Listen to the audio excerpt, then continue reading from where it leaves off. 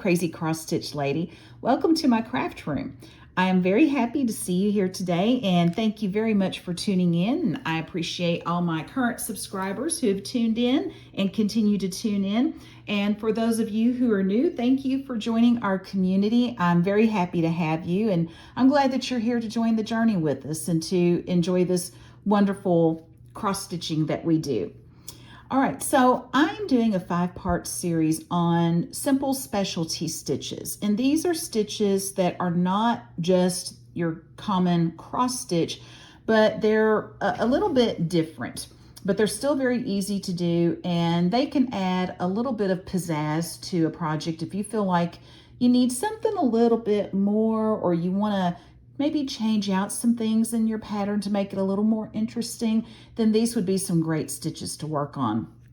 I will link all of the other videos of the series in the description below if you would like to catch up with those. And they are labeled, if you look in the video list, they are labeled as Simple Specialty Stitches series. So this is the 4th one that I'm doing. And this one is called the Rice Stitch, or it's also called the crossed stitch, and it's also called, I think, the William and Mary stitch.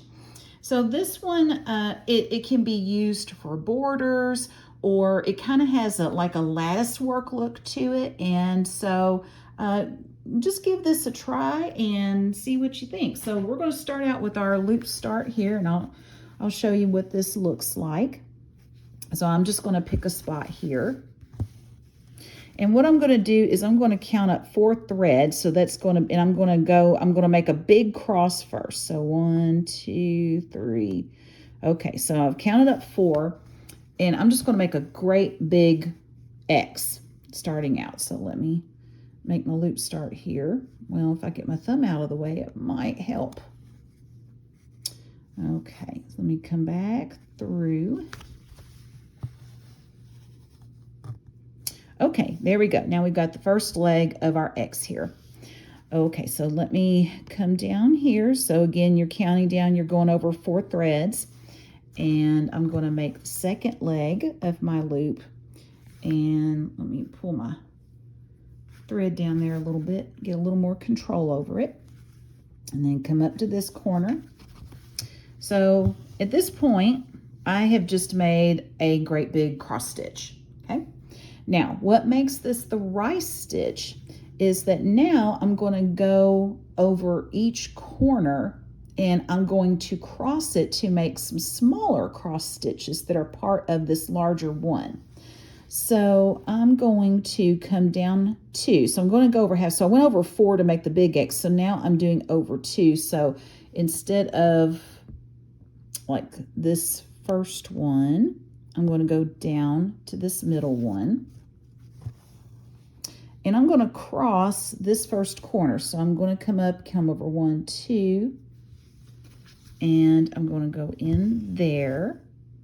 You see how I've made a little cross stitch right there. I've just crossed that corner.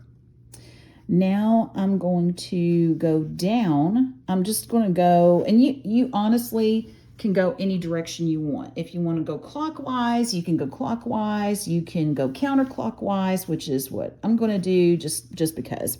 But you could go either way that you wanted. So I'm going to come down here, and actually I'm going to come back in. Well, if I find it, I'm going to come back in this hole here, and then I'm going to cross down here. See how I'm doing it over 2. Okay, and now I've crossed that one. Now I'm going to hop over to the right corner, but I can't come back up in this hole because I'll bring my thread back out. So I'm going to hop over to this part. I'm going to come from the top of this little X and go down.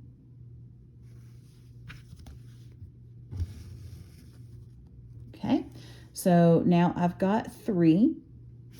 And now I can actually come back in here because that wasn't the last hole that I left, so it won't come back through. And then come up to this one. Okay, and that is a rice stitch. So all you do is you make a great big X, and then you cross over each of the legs to make smaller X's. So if I wanted to, I could continue going across and it'll look like lattice work. Or if I want to just do one here and then maybe do one in a different spot, I'm going to do one more right next to it just so we can get the look of it. So again, I'm skipping up 4 threads. So we're going over 4. And when I've noticed when I do that, and more so with the Aida than if you do it with even weave, it's a little bit easier. But with the Aida, it does tend to make that floss a little bit loose. So you'll want to, keep your fingers kind of tight on that, and you want to pull tight when you come through.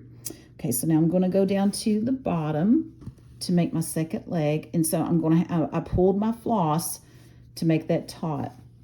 And now I'm going to come back over to complete the leg. Okay. All right.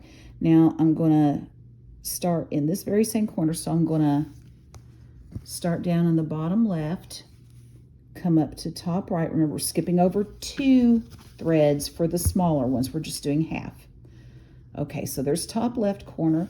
Now we're going to come down here, and we can go in here, and then we'll come back up here to make that, cross that leg. Okay, and then I will come over here and then come back down to the bottom, cross there, and then I can actually come back in. Well, if I can find it, there we go. Okay, pull it taut and then come back down here. Okay. All right, I know I was kind of doing that. It like tilted a little bit, but you could still see. I'm just trying because it's sometimes at night the lighting is a little bit better because it's all artificial light, but I've got some light coming in through the window, as you can probably tell here, and so I was trying to move it where you could see it a little bit better, but you get the idea. Now, your question might be, yeah, but we've always been told always cross your X's the same way. If your bottom leg goes up to the left and then your top leg goes to the right, all of your X's need to be that way, or vice versa. And it doesn't matter which leg you start with. If you do right and then cross with left or vice versa, it just doesn't matter. But that is true. When you're doing a whole piece, you always want, if your top leg is going up towards the right, then that's the way you need to do all of your X's, because that's one of the quote rules that's kind of a hard and fast rule.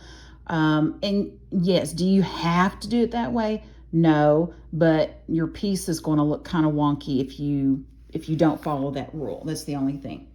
Now, this one, as you can tell, does not follow that rule. When we're crossing over these different, each leg is getting crossed over twice. You've got the great big cross, and then you cross each part of the leg. You can't cross over them the same way if you're going to do this stitch. But that's why this stitch is a little bit different. Okay, so this is a specialty stitch. It does not follow that particular rule. Okay, so it is okay that your X's are not all being crossed the same way. It is perfectly okay for this stitch because that's what this stitch is. You're not going to use this stitch for your entire piece. This is for lattice work, fencing, borders, anything just to kind of jazz up your piece a little bit if you feel like it needs it. But this is, again, it's called the Rice stitch, R-I-C-E stitch, or William and Mary stitch. So if you'd like to give it a try and then maybe incorporate that into one of your pieces, I think that would be awesome. But this is another one of those simple specialty stitches. So I hope you enjoy. See you later. Be creative, be blessed. See ya. Bye.